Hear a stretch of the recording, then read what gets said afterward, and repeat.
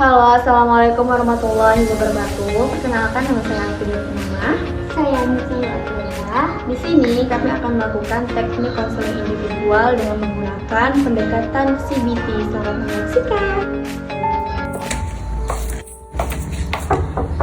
Assalamualaikum. Iya, waalaikumsalam. Mbak Lita, silakan masuk, Mbak.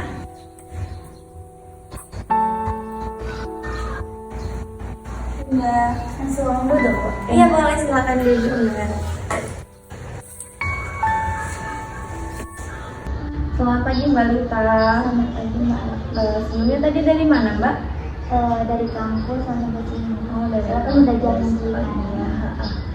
Jadi ini datanya Mbak sudah saya pegang ya. Di sini kita akan melakukan proses konseling. Nah, yang dimana proses konseling nantinya membutuhkan waktu 10-15 menit. Apakah Mbak bersedia? Insya Allah bersedia. Oke, bersedia. Sebelumnya lebih baik kita berdoa dulu ya, menurut kepercayaan masing-masing. Oke. Di sini kita akan melakukan konseling individual. Sebelumnya Mbak udah pernah belum melakukan konseling sebelum sama saya? Pernah Bu, tapi ya beda dengan nggak konseling individual Bu. Ini bukan individual. Oke. Jadi sebelumnya karena Mbak Lita pernah melakukan konseling individual, sebelumnya Mbak Lita pernah melakukan konseling tapi tidak konseling individual. Jadi Mbak Lita tahu nggak apa itu konseling individual? Enggak. Nah, jadi konseling individual itu adalah salah satu layanan yang ada di bimbingan konseling, karena itu di situ tuh terdapat di mana hanya konselor dan konseling. Di sini saya Alfida Purnama sebagai konselor dan Mbak Lita sebagai konselingnya. Di dalam konseling ini ada beberapa asas.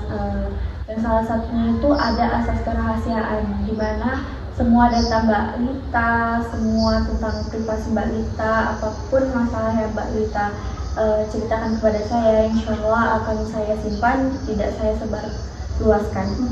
Selanjutnya ada asas keterbukaan, yang di mana Mbak Lita bisa bebas untuk menceritakan masalah yang Mbak Lita hadapi secara terbuka. Dan selanjutnya itu ada asas kesukarelaan. Mbak Lita bisa secara sukarela untuk menceritakan masalah-masalah Mbak Lita tanpa adanya keterpaksaan dari individu lainnya. Baik, sebelumnya apa sih yang buat Mbak Lita datang ke saya? Saya tuh kayak ngerasa akhir-akhir ini tuh kayak saya tuh kayak ngerasa ada kecanduan sama obat Bu. Ngerasa, berarti Mbak Lita ngerasa kalau Mbak Lita kecanduan ya sama obat. Apa yang membuat Mbak Lita memikirkan bahwa Mbak merasa kecanduan dalam obat tersebut?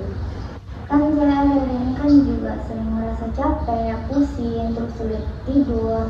Jadi saya tuh ada minum salah satu obat, nama obatnya tuh Pedangi. Dia tuh juga termasuk paracetamol Bu.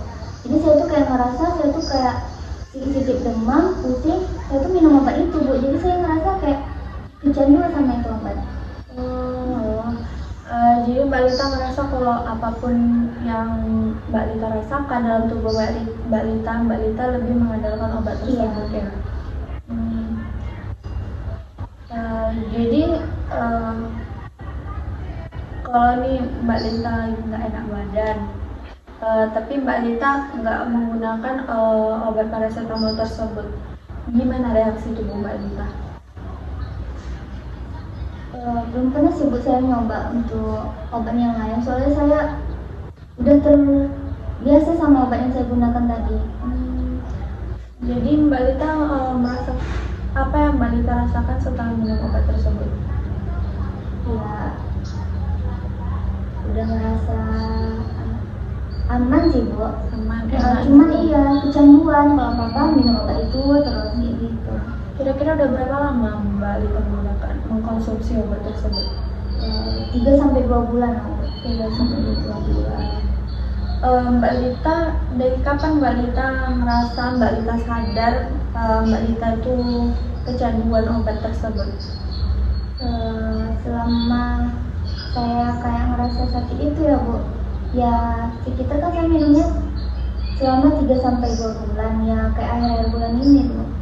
Baik, tadi kan Mbak Lita merasa badan Mbak lebih baik, lebih enjoy ya setelah menggunakan obat tersebut. Dan Mbak menggunakannya pun udah 2-3 bulan. Nah, sebenarnya pola hidup Mbak Lita ini seperti apa? Pola hidup, kalau akhir-akhir ini kan saya kan karena ngerasa lelah itu kayak jam tidur saya kurang teratur, terus pola makan juga, mungkin itu penyebab saya bisa minum itu. Sebelumnya kegiatan Mbak sehari-hari?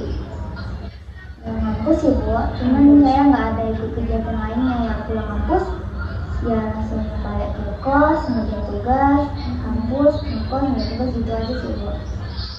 Pola makan dan tidurnya ya, yang lebih dominan kurang teratur itu di mana? Di makannya kah? Makan Apakah sama tidur? Makan sama tidur sih. Makan sama tidur ya. Jadi di sini saya membandingin di alternatif lainnya, yang dimana semisal nih Mbak Lita memperbaiki gaya hidup Mbak Lita dengan kayak makan teratur, terus tidur teratur, mungkin itu lebih baik ya Mbak ya. Jadi apakah ada alternatif lainnya menurut Mbak Lita selain obat tersebut? Nggak ada sih Bu, karena saya belum pernah nyoba. Berarti lebih fokus di obat itu ya. Awal mula Mbak Lita konsumsi obat tersebut itu dari mulai merasa capek itu, atau ada kayak coba-coba dulu gitu? Ya coba-coba kan, saya kira itu paracetamol biasa. Jadi ini mungkin saran dari saya, bisa Mbak Lita terima. Mungkin ini ada alternatif lain dari saya, yang dimana mungkin Mbak Lita bisa memperbaiki pola makan, pola tidur. Mungkin yang tadinya Mbak Lita makan itu sehari sekali, mungkin bisa yang kayak dimulai dari 2 hari sekali, 3 hari sekali gitu. Jadi memulai mencoba dengan hal-hal baru, dengan pola hidup baru. Terus kayak tidurnya Mbak Lita mungkin kan nggak teratur ya, mungkin bangunnya kesiangan, tidurnya sampai jam 2 gitu. Nah mungkin boleh kayak bangunnya mulai dari subuh, itu kita freshkan diri kita tentang melakukan hal yang lain, bisa sholat, terus tidurnya juga kita diusahakan jam 9 itu udah tidur. Ataupun merasa berat yang tadinya jam 2 bisa diturunkan jadi kayak jam 12 itu, atau sebelum jam 12 harus tidur. Nah nanti kalau memang udah meningkat lagi, Mbak Lita bisa di jam setengah 12 atau di jam 11-nya. Nah itu nanti mulai ngerasa kayak lebih kayak jadi kita lebih nyaman, lebih relax gitu. Mungkin dari kayak Mbak Lita kan sekarang nih lebih mengkonsumsi obat nih kan. Apakah Mbak Lita suka sayuran atau buah-buahan? Kalau ke sayuran kurang ibu, mungkin kalau buah-buahan nanti. Buah ya. Nah jadi mungkin kayak Mbak Lita ini kan di obat nih kan merasa pikirannya berat mungkin ya, pikiran berat, badan lelah gitu. Atau bisa kayak cari kegiatan lain seperti olahraga. Nah Mbak kan ini kan kuliah ya, kuliah pulang paling udah rebahan gitu kan, pikiran gimana-mana. Mbak bisa dengan cara mungkin paginya ada waktu luang Mbak olahraga, terus atau malam atau sore itu Mbak bisa gunakan kegiatan olahraga. Nah kita mungkin di bagian kegiatan olahraga ini akan merasakan badan kita capek tapi relax gitu. Nah mungkin dari situ Mbak bisa tidur cepat. Terus dari kayak obat-obatan itu mungkin saran saya diberhentikan dulu. Kalaupun Mbak nggak bisa memberhentikan obat tersebut, Mbak bisa eh, perlahan untuk mengurangi dosisnya. Nah, gitu. Gimana Mbak Lita?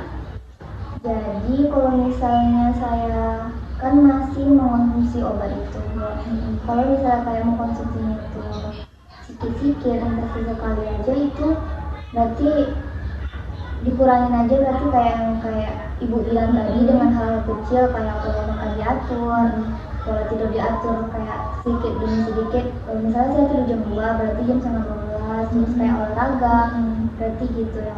Iya, seperti itu. Mungkin itu bisa membantu Mbak Lita ya. Mungkin Mbak Lita merasa bakalan merasa keberatan ya tentang tidak mengonsumsi obat ini. Mbak Lita nih bisa mengurangi dosisnya perlahan. Misalnya sehari Mbak Lita habis sampai berapa kapsul. Nah, misal 5 kapsul lah ya, kita taruh 5 kapsul. Bisa Mbak kurangi jadi 4, nanti jadi ketiga, 2, sampai di mana Mbak Lita tidak ketergantungan. Gimana Mbak Lita? Apakah ada yang bisa saya bantu lagi? Mungkin itu udah lebih dari cukup sih, Mbak. Baik, terima kasih ya Mbak Lita. Mungkin cukup itu saja untuk proses konseling yang kita lakukan di hari ini. Mungkin nanti bakal saya pantau terus ya tentang kegiatan Mbak Lita, prosesnya seperti apa masih saya pantau sampai di mana Mbak Lita tidak ketergantungan dalam obat itu. Baik, terima kasih ya Mbak Lita, semoga membantu. Terima kasih ya, Bu.